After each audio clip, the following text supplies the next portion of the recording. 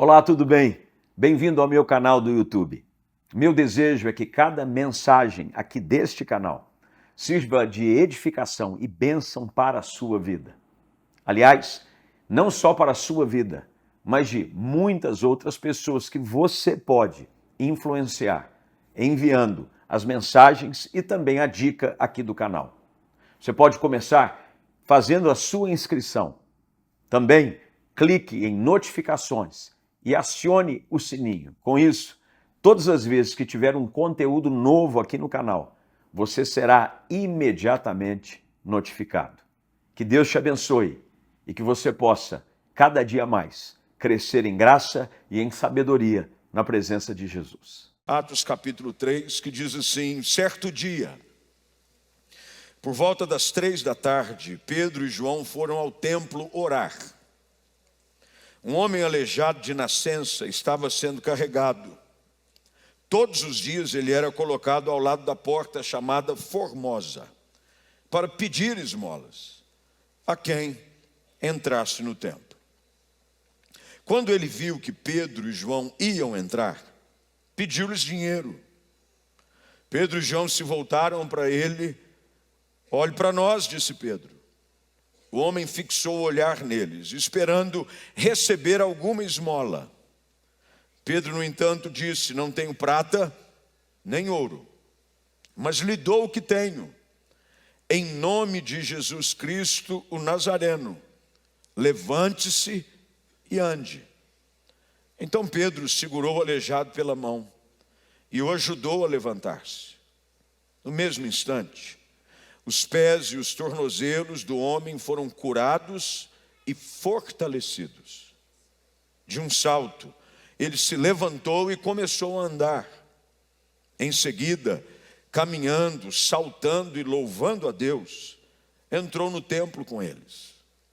Quando o viram caminhar e o ouviram louvar a Deus, todos perceberam que era o mesmo mendigo que tantas vezes tinham visto na porta Formosa e ficaram perplexos.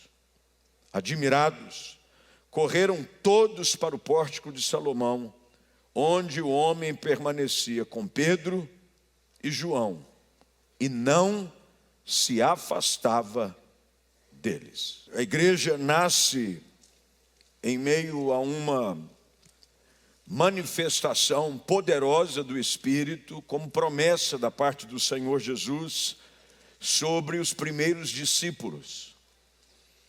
O livro de Atos dos Apóstolos traz a história, conta a narrativa de como a igreja começa a operar e como o Espírito Santo opera através da igreja. Sempre foi assim. Quem faz a obra é o Espírito Santo através das pessoas. Jesus deixou isso muito claro aos seus discípulos, de que eles não deveriam se atrever a fazer qualquer coisa sem que antes do alto recebessem poder. Há um poder que é dado pelo Espírito Santo para o cumprimento do papel da igreja. A igreja só pode ser efetiva e cumprir o seu papel no poder do Espírito Santo. E assim começa o capítulo 2, que é o capítulo anterior a esse que lemos, traz a história, conta a narrativa de como esse momento ocorre. Eles estavam reunidos, orando, esperando a promessa do Consolador, com o batismo do Espírito Santo, até que ele vem, de repente. Um som como de um vento impetuoso enche o lugar onde eles estavam no cenáculo, e eles se veem então cheios de poder e ousadia, pregando a palavra, saem pelas ruas, falando das maravilhas de Deus. E o resultado é um batismo de cerca de 3.000 pessoas, fora aqueles que aos poucos iam se juntando ao mover que Deus estava realizando através da igreja. O final do capítulo narra então como vivia a comunidade dos primeiros crentes. Eles perseveravam no ensino dos apóstolos, tinham comunhão no partir do pão, se reuniam sempre em oração no templo, de casa em casa. E o capítulo termina dizendo de que eles colocavam à disposição da obra de Deus os seus recursos, vendiam as suas propriedades na medida que alguém tinha alguma necessidade. E eles contavam com a simpatia do povo. O povo começou a perceber de que havia algo diferente com aquele grupo de pessoas que eram os discípulos de Jesus Cristo. E o Senhor começava a acrescentar, cada dia que passava, mais pessoas para o seu grupo de discípulos e fiéis. E assim começa. Eles fazem isso tudo pelas ruas de Jerusalém. Mas uma prática comum era uma prática que eles mantiveram de ir sempre ao templo. O templo era um lugar de ritos judaicos. Eles tinham orações específicas, as quais cumpriam dentro do relógio de oração judaica. E eles buscavam essas ocasiões para se reunirem. Não havia um endereço com igreja registrada, não havia nenhum lugar alugado, muito menos comprado. Eles se reuniam pelas ruas, e eles se reuniam sempre neste lugar chamado Pórtico de Salomão. Num desses dias de reunião, num desses dias de oração, dois dos discípulos, Pedro e João, estão indo cumprir com o seu papel de buscar a Deus. E aqui há um episódio narrado onde nós vemos o que acontece com uma igreja cheia do poder do Espírito Santo. O que Deus é capaz de fazer através da vida de alguém revestido de poder. Quando nós olhamos para o relato do final do capítulo 2, início do capítulo 3, nós vamos identificar de que havia uma busca incessante por parte dos primeiros discípulos, por uma intimidade com Deus. Eles iam orar, intimidade, relacionamento, vida em comunidade. Afinal de contas, o poder espiritual é resultado de uma busca incessante. Quanto mais eu busco, mais revestimento do alto eu tenho. Quanto mais eu oro, mais poder eu recebo. Quanto mais eu me encho do Espírito, mais Deus me usa. Foi assim no início, continua sendo assim hoje. A igreja precisa cada dia mais entender de que a efetividade da sua missão só é possível através do poder do Espírito Santo. Não é pelos seus métodos, não é pelas suas formas, não é pelos seus recursos, mas é no poder do Espírito Santo. E aqui começa aquilo que é chamado da igreja pentecostal. Se há aqui um relato do que uma igreja pentecostal, uma igreja que é fruto do Pentecoste, fruto da ação do Espírito, começa a produzir, é agora evidenciado de uma forma específica e detalhada, através da vida de dois dos apóstolos, na vida de uma pessoa cujo nome não sabemos. Sabemos de que ele havia nascido com uma deficiência física. O texto que lemos diz que ele era aleijado de nascença. Não sabemos o que aconteceu, talvez uma má formação, que fez com que ele nascesse sem o poder de se locomover, uma atrofia dos pés, uma má formação na região dos tornozelos. Nós não sabemos especificamente, porque a Bíblia não nos diz. Mas sabemos que o problema deste homem era um problema que o acompanhava desde que ele havia nascido. E ele está lá, num lugar onde os discípulos normalmente se reuniam. Veja de que esse lugar não era a primeira vez que os discípulos se reuniam nele. Como eu disse no final do capítulo 2, os discípulos, eles se reuniam diariamente no templo. Isso quer dizer de que o lugar aonde esse aleijado estava era um lugar aonde os discípulos frequentavam diariamente. Todos os dias os discípulos estavam lá e este homem era levado para lá, ao lado da porta formosa, todas as vezes. Alguém o carregava e o colocava lá. Mas algo acontece na rotina desse homem e na rotina dos apóstolos. Algo acontece na história da igreja que muda a realidade da experiência dos apóstolos, muda a realidade da experiência deste homem, como também muda a realidade da experiência de toda uma cidade.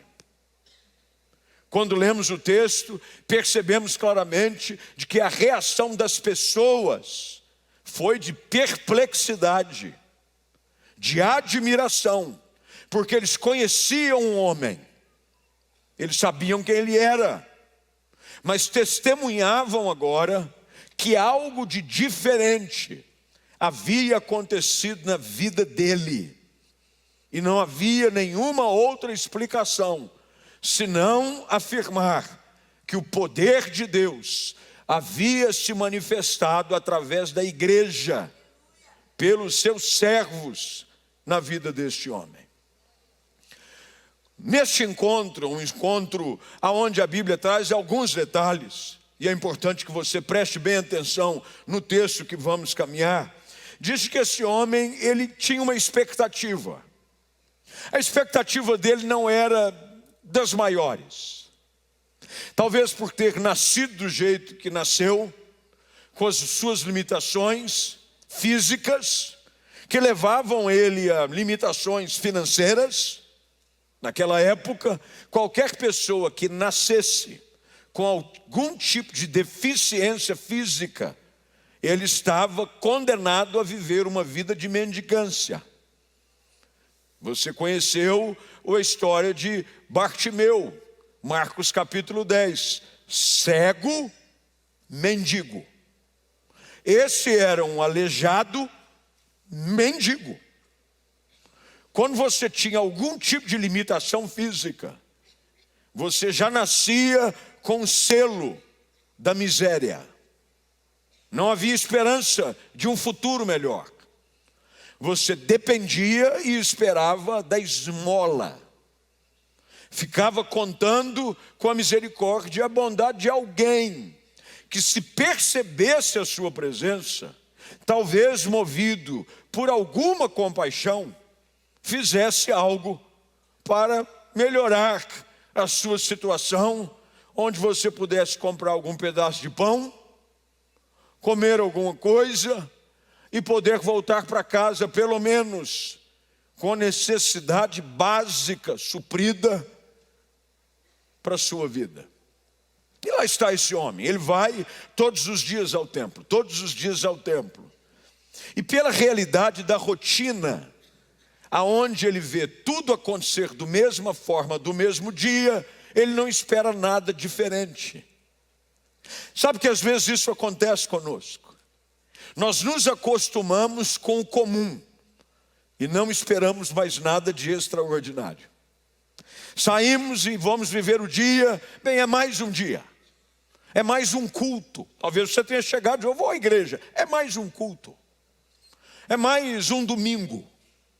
É mais uma mensagem. Porque às vezes nós nos acostumamos com aquilo que é comum. Aqui está esse homem. E quando nós nos acostumamos com o comum, nós paramos de sonhar com aquilo que é fora do comum. Ele não pede nada demais, ele pede apenas uma esmola. Mas veja que o texto diz de que quando ele olha para Pedro e João, a Bíblia diz, e algumas versões, principalmente a Almeida, Revista e Atualizada, que é uma versão da Bíblia que mais tradicionalmente se usa nos púlpitos do Brasil, pelo menos se fazia com mais frequência 10, 20 anos atrás, a versão diz de que ele esperava receber alguma coisa. Qualquer coisa. Porque quando você não tem nada, qualquer coisa serve. Qualquer coisa serve. O que você tiver, me dá. Qualquer coisa está me satisfazendo, porque afinal de contas, para quem não tem nada, qualquer coisa já ajuda. E lá vai esse homem. O que esse homem não sabia é de que Deus havia começado a fazer algo novo naquela cidade, através de um povo, pelo poder do seu Espírito. Deus começa a mudar a história de pessoas, a história de uma cidade, através de um povo, que é o seu povo, a sua igreja, pela ação do Espírito Santo, através deles. E ele faz um pedido. E aqui nós identificamos a primeira coisa que é claro de se perceber na vida desta cidade. Porque veja, não é algo que acontece apenas na vida de uma pessoa.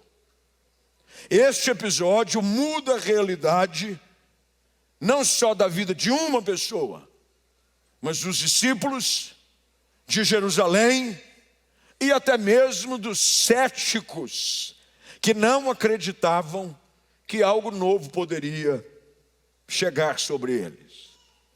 A característica dessa igreja pentecostal, de uma igreja cheia do poder do Espírito Santo, ela produz nas pessoas uma expectativa de algo novo. Quando olhamos para essa história, nós percebemos de que Pedro e João estavam agora mais sensibilizados à necessidade daqueles que estavam ao seu redor. Uma das características de alguém que é espiritual, ou uma palavra que é mais apropriada, pelo menos dentro da argumentação teológica, que é alguém piedoso, alguém cheio de Deus, é quando alguém se torna mais sensível à necessidade daqueles que são ao seu redor. Poder do Espírito sobre a vida de alguém, sobre a vida da igreja, é para capacitar-nos a olhar para os outros com um olhar de compaixão. Uma igreja cheia de poder, mas que não olha para a necessidade do aflito, do pobre, da viúva, do órfão, daquele que está desabrigado, não é uma igreja cheia do poder do Espírito.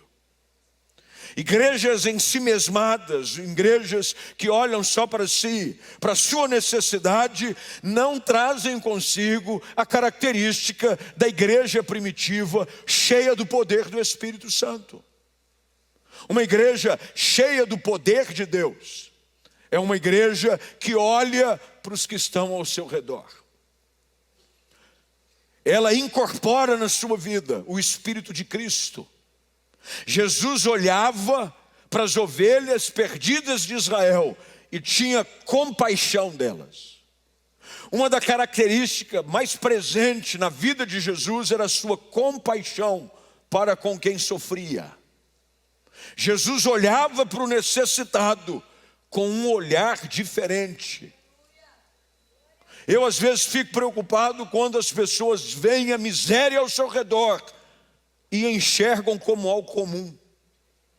Os olhos já não ficam mais marejados, o coração já não fica apertado quando você vê gente perto de você sofrendo e você trata como se fosse algo comum. Veja que a diferença nessa história começa a acontecer exatamente quando dois homens, Pedro e João, cheios do Espírito Santo, enxergam a necessidade desse homem, ouvem o seu apelo e reagem de uma forma diferente com que todos os outros que por ele antes haviam passado reagiam. A igreja não pode reagir da mesma forma com que o mundo reage diante da dor dos outros. Uma igreja espiritual é uma igreja piedosa, misericordiosa, cheia de compaixão, que socorre o aflito, que faz algo para aliviar a dor de quem está sofrendo e oferece aquilo que tem. Veja que o texto diz claramente de que ao pedido feito pelo aleijado mendigo por uma esmola, Pedro e João imediatamente voltam-se para ele. Veja o que o texto diz no verso de número 4, por gentileza. Pedro e João se voltaram para ele. Meus irmãos, algo que caracteriza alguém cheio do poder do Espírito Santo é que para a sua agenda e a sua rotina para olhar para o necessitado, para o pobre e para o aflito. Voltaram-se para ele. Não há dúvida de que esse homem, como assim você já deve ter testemunhado em alguns lugares por aí, onde pessoas carecem, pedem de ajuda, coisas reais, que você vê da vida, e as pessoas transitam por elas, como se elas não existissem. É como se nada estivesse acontecendo. E se vem no trânsito, no semáforo, e o vidro está aberto, você fecha. Espiritualidade de verdade, a ação do Espírito Santo de Deus na vida de alguém é quando os valores de Cristo começam a ser identificados na vida do seu povo. A igreja, ela começa a ser chamada de igreja de cristãos, porque os primeiros discípulos agiam como Jesus agia. Pedro e João olham e voltam-se para ele. E eles dizem para esse moço que pede alguma esmola. Ele diz: eu não tenho prata e não tenho ouro. Ao contrário de que alguns já fizeram, e eu mesmo já fiz uma interpretação desse texto, de que os seus discípulos não tinham recurso algum, o que não faz muito sentido dentro do contexto. Porque se eles vendiam as propriedades e colocavam aos pés dos apóstolos, para que eles suprissem as necessidades, quando alguém as tinha, isso quer dizer de que muito provavelmente Pedro e João, se levassem a necessidade deste homem à comunidade dos crentes, eles poderiam suprir. Olha, tem alguém aqui, passei lá na porta Formosa, tem um aleijado de nascença, mendigo, ele está precisando de um pouco de pão. Será que nós, como igreja, não podemos socorrê-lo? Muito provavelmente, eles conseguiriam um recurso. Isso às vezes acontece aqui. Às vezes acaba um culto, vem para um pastor, e isso vem, o pastor Edmir está ali, o pastor André, que é o nosso fonte de misericórdia personificada, está aqui e diz assim: olha, nós estamos precisando, precisa comprar um pão. Ele precisa levar para pelo menos comprar um leite para o filho que está em casa. E aí vem para os pastores, não tem um centavo trocado. Principalmente numa época onde o dinheiro em espécie está difícil. É ou não é? Hoje quase ninguém anda com dinheiro em espécie, papel. E quantas vezes nós já não abordamos eu já fiz isso algumas vezes. Falei, viu, não tem dezão aí não. Peço para algum irmão. Olha, ele precisa... Tem dezão? Ô pastor, tem dezão aqui, ó. Pastor, eu tenho vintão aqui. Você pega com 2, 3 irmãos, junta e diz, ó, tá aqui. Vai lá, compra um pão, compra uma mortadela. Irmão, pão com mortadela é uma bênção. Você precisa, obviamente, depois tomar uns comprimidos, um Sonrisal, porque senão você fica conversando com a mortadela. O bom é que quando você socorre alguém com pão com mortadela, ele não esquece de você por uns 2 dias. Ele fica só regurgitando a mortadela. Eu lembro daquela igreja. Eu lembro daquele irmão. Eu lembro daquele pastor. Eu não acredito aqui de que a carência deste homem, quando pedida de se esperar alguma coisa, era porque os discípulos não tinham algo para dar. O que Pedro e João estavam buscando dizer àquele homem Ao dizer eu não tenho prata e nem tenho ouro, é dizer, tudo que você está acostumado a receber todos os dias, nós não temos para te oferecer. Nós temos algo melhor. Nós temos algo melhor. É triste quando a igreja troca o poder do Espírito simplesmente por moedas de troca. Outras coisas, outros podem oferecer. Há entidades filantrópicas que fazem um trabalho de ação social fantástico.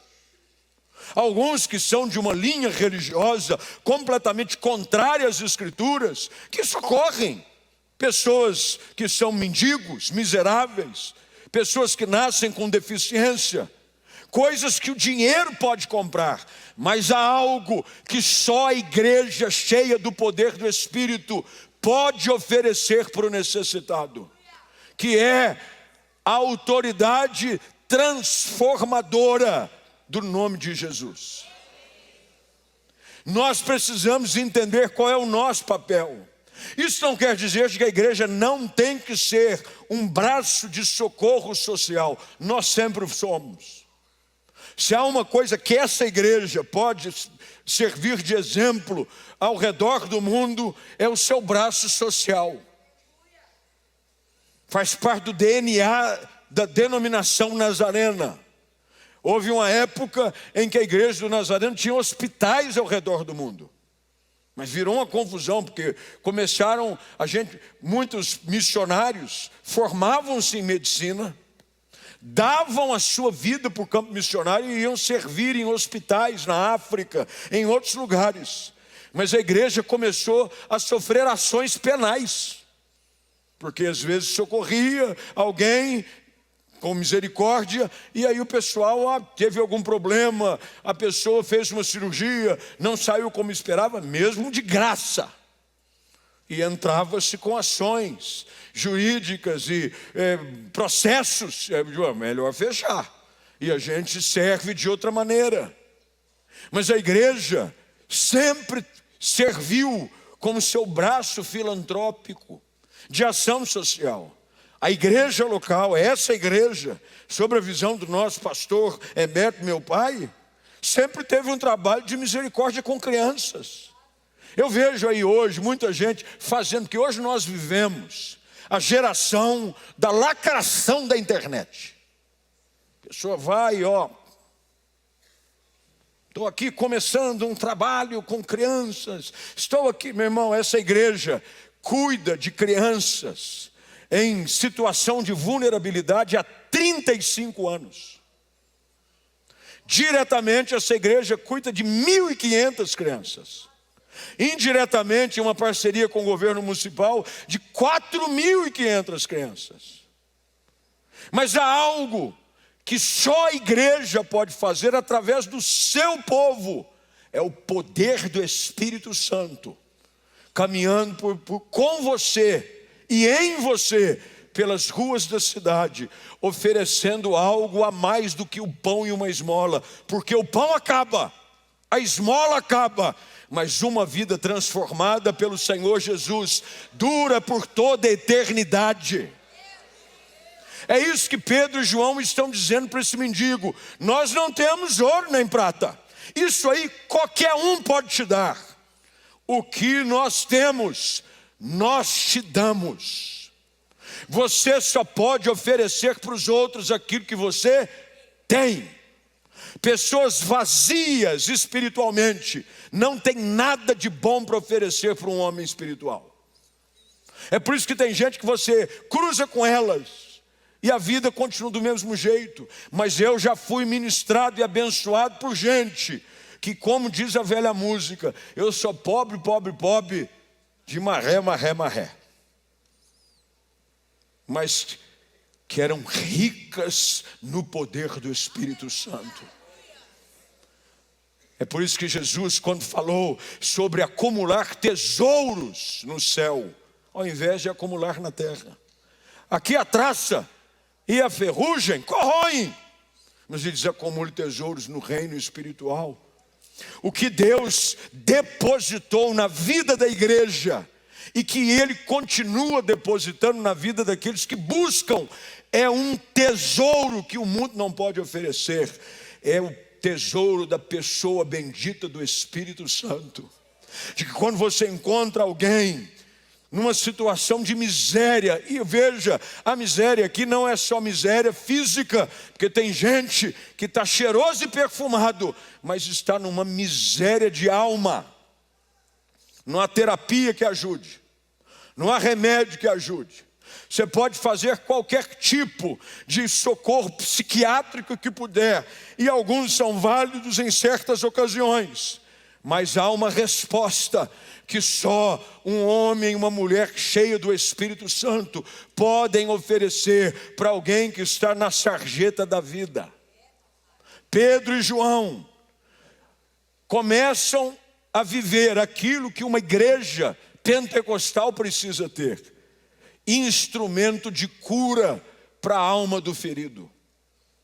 A Bíblia diz que eles, agora, neste encontro, preparado por Deus, Pedro diz: olhe para nós, olhe para nós. E ao olhar para eles, este homem diz: o que será que vai sair daí? Porque do jeito que ele está falando, deve ser alguma coisa diferente. E a Bíblia diz que Pedro, o porta-voz da dupla, diga: em nome de Jesus Cristo, o Nazareno, levante-se e ande.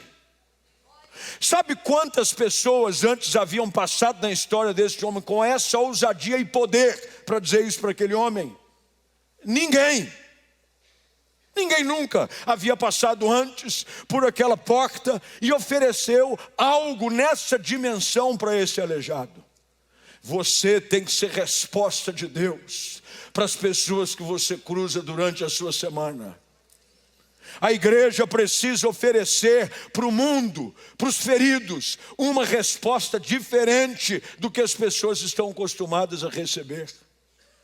A igreja precisa ter essa voz profética, de autoridade, de unção, para dizer: em nome de Jesus Cristo Nazareno. Pedro aqui nessa colocação faz questão de definir quem é que estava fazendo a obra. Quem faz a obra é o Espírito Santo, na autoridade do nome de Jesus.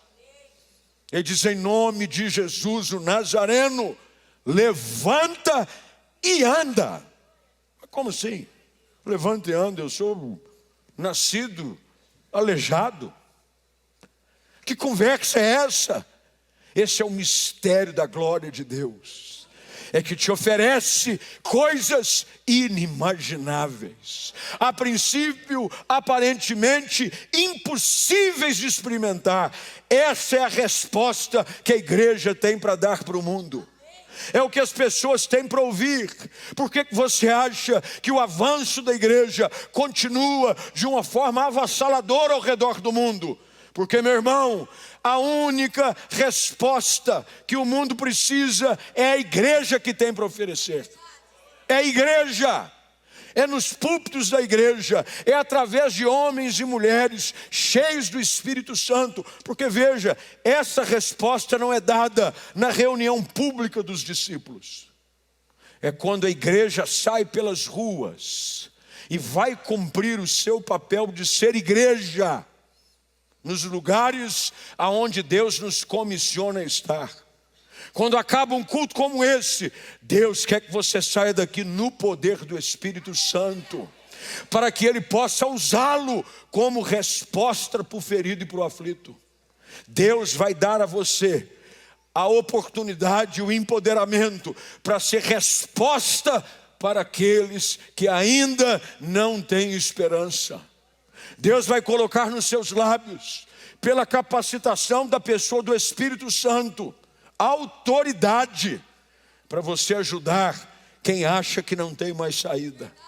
Não há nada melhor do que a gente saber que Deus está usando a nossa vida para transformar a vida dos outros. Não há experiência melhor do que essa. E é saber de que não fomos nós, é Jesus Cristo operando através de nós.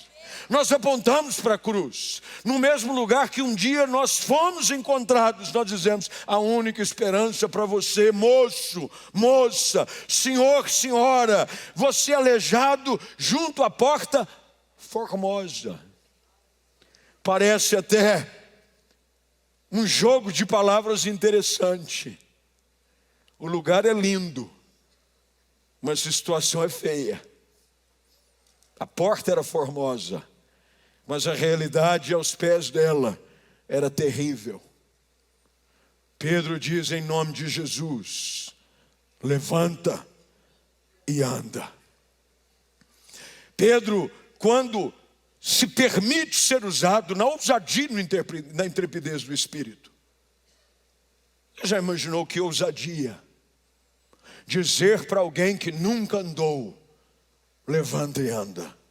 Essa é a autoridade que o Espírito de Deus nos dá. Tem coisas que Deus nos manda fazer que você diz: não, Senhor, não vou fazer isso não. Como é que eu vou pedir para um homem que nunca andou? Ele é aleijado, ele não sabe o que é ficar de pé. O Senhor não é só levantar, é levantar e andar. Só levantar já seria um progresso. Fica de pé.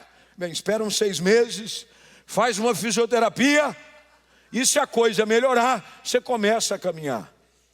Olha a intrepidez e a autoridade que vem na pessoa do Espírito Santo sobre a vida destes 2 apóstolos. Levanta e anda. E Pedro, no verso de número 7, preste bem atenção, diz que ele segura o aleijado pela mão e o ajuda a levantar. Eu gosto desse papel do espiritual com o carnal físico. Eu oro por você, mas eu te ajudo a ficar de pé também. Eu oro por você, mas eu estendo a mão para te ajudar a ficar de pé. Que lindo é ver uma igreja que tem esses 2 braços em operação. Os 2 braços precisam trabalhar. Eu oro, eu uso da autoridade do Espírito, mas eu também estendo a mão e socorro. Você imagina a cena. Pedro acreditava tanto naquilo que Deus estava operando, que ele participa de uma forma efetiva no milagre desse homem. Pega na mão dele, o ajuda a levantar-se. E a Bíblia diz que no mesmo instante, esse homem, de um salto, se levanta e começa a andar. Não bastava isso, ele levanta, ele anda, ele salta. Nunca subestime o poder de Deus na vida de uma pessoa. Deus pode tirar você do mais fundo do poço e te colocar num lugar alto, de uma hora para outra, na autoridade do nome de Jesus. O cenário deste homem é mudado completamente. A igreja pentecostal, o poder do Espírito opera na vida deste homem. E a igreja, representada aqui pelos seus 2 apóstolos, Pedro e João, faz com que uma fonte de alegria nova entre na vida deste homem. Olha o que o texto diz, por gentileza, verso de número 8, na sua segunda parte. Quando esse homem se levanta, salta, ele agora louva a Deus. E ele se torna testemunho do poder do Espírito na vida de uma pessoa. Uma das coisas mais fascinantes na vida e no ministério é poder ser testemunha do que Deus opera na vida de pessoas. Como todos sabem, às terças-feiras nós temos um culto chamado Encontro de Fé. É um culto de milagre, um culto de fé, de uma palavra diferente. Aliás, começo terça-feira agora, todas as terças de maio, uma série de mensagens chamada Vivendo o Meu Milagre. Venha, tem algo diferente de Deus à sua espera. Eu estava aqui numa terça-feira, alguns meses atrás, e veio uma moça me procurar, dizendo: pastor, eu me converti, e o meu marido, ele vivia no crime, ele está preso, queria que o senhor orasse por ele. Eu creio que Deus pode mudar a história dele. Eu creio que assim como Deus mudou a minha vida, Deus pode mudar a vida dele lá onde ele está.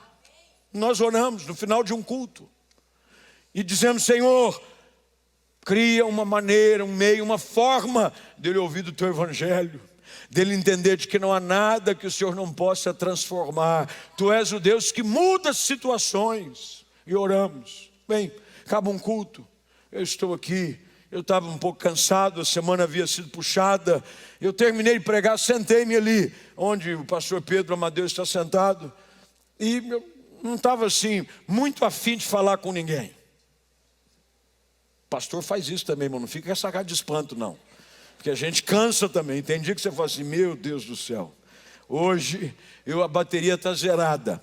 Mas o Pipo estava aqui e falou: pastor, tem um rapaz ali que disse que precisa falar contigo. Não pode falar com outro, não, disse que precisa falar. Eu falei: tudo bem. Fui lá, falei: ô meu filho, o que houve? Pastor, há algum tempo atrás, minha esposa veio num culto aqui de terça-feira e pediu para que o senhor orasse pelo marido dela que estava preso. Eu disse: sim. Ele falou: eu sou esse homem. Eu fui liberto. Na prisão eu conheci Jesus, minha vida foi transformada, e eu fiz questão de vir ao culto, dar o meu testemunho que Deus mudou a minha vida. E eu estou aqui agora, falei: vamos te ajudar, eu falei para ele, porque você sai do sistema prisional, infelizmente você sai rotulado, é difícil conseguir emprego. Perguntei para ele: me dá suas informações, quem sabe a gente consiga te ajudar. Ele falou: não, pastor, Deus já fez a obra, estou empregado. Verdade, estou empregado, pastor, mas eu fiz questão de vir aqui dar o testemunho do que Jesus tem feito na minha vida. Nunca subestime o poder do Espírito na vida de alguém. Permita-se ser usado com ousadia. Alegria toma conta. Esse homem agora, que antes vivia sem muita expectativa, agora está louvando a Deus, saltando de um lado para o outro, a ponto de se transformar em testemunho para os outros. Essa igreja pentecostal, cheia do Espírito, começa agora a viver sinais e maravilhas. Olha o que o texto termina dizendo, e eu termino com ele.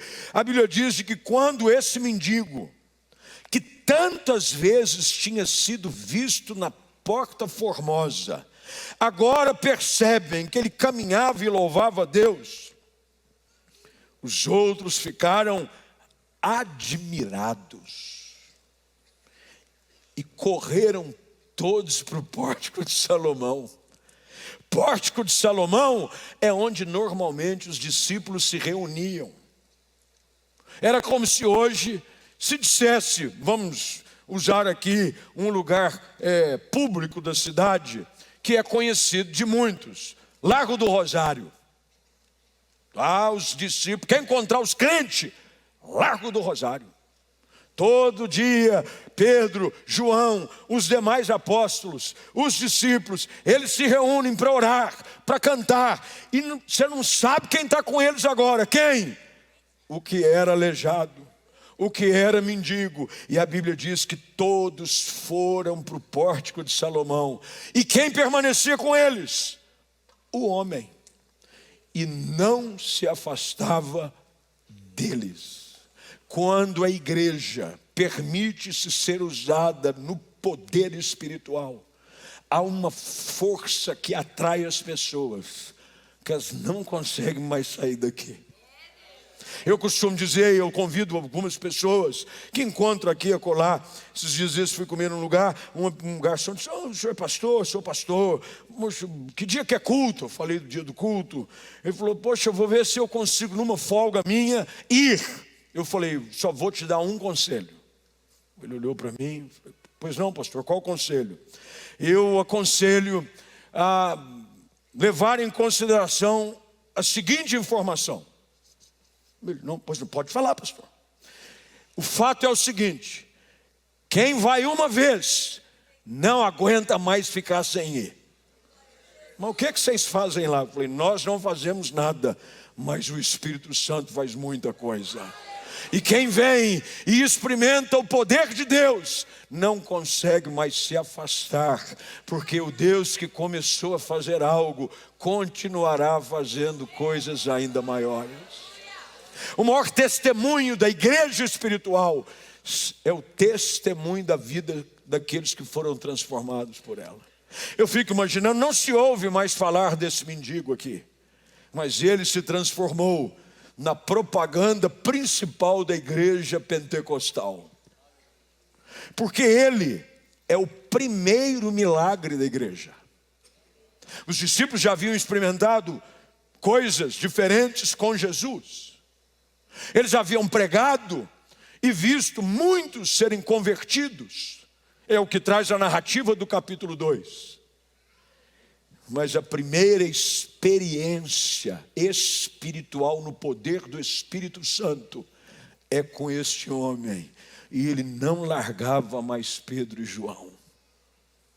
Que nós sejamos pessoas assim, que tem algo tão precioso a oferecer, que aqueles que usufruem do poder pentecostal, no sentido correto da palavra, na espiritualidade centrada na ação do Espírito Santo, fiquem cativadas por aquilo que Deus faz no nosso meio. Minha oração tem sido essa: que Deus produza milagres e maravilhas no meio do seu povo. Que Deus use a sua vida para impactar a vida de outras pessoas. Que você seja alguém cheio do Espírito. Não para que você fique arrepiado. Não, estou sentindo um arrepio. Nossa, meu irmão, se a tua espiritualidade se limita a arrepio, vira um gato, que é mais fácil. Espiritualidade profunda gera transformação na vida de pessoas. Você se torna um agente de Deus, que tem autoridade no nome de Jesus, para anunciar libertação ao cativo, para a glória de Deus Pai.